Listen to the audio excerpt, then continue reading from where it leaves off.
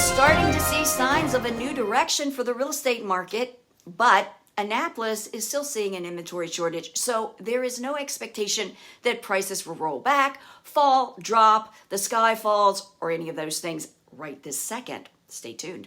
It's Friday, June 10th, 2022. I'm Kimberly Barton of Kinetic Realty, your local market expert with this week's Annapolis Real Estate Report.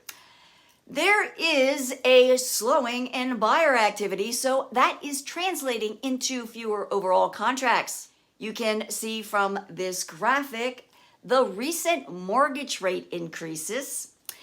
You can see where it started at 3.11% at the beginning of the year to the end of last week at 5.06%.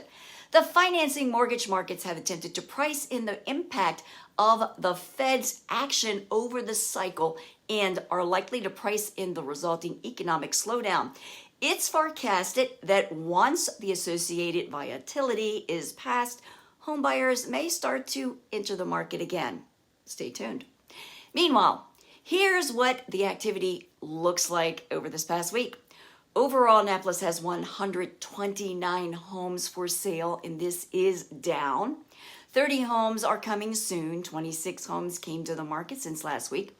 22 homes went under contract. This is back on par. 18 homes are temporarily off the market. No change there.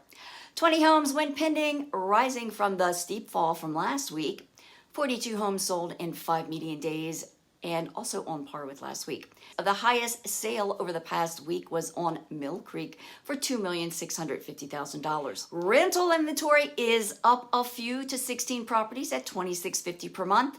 And that's our snapshot for the Annapolis Real Estate Report for Friday, June 10th, 2022. Thanks for tuning in. Until next week.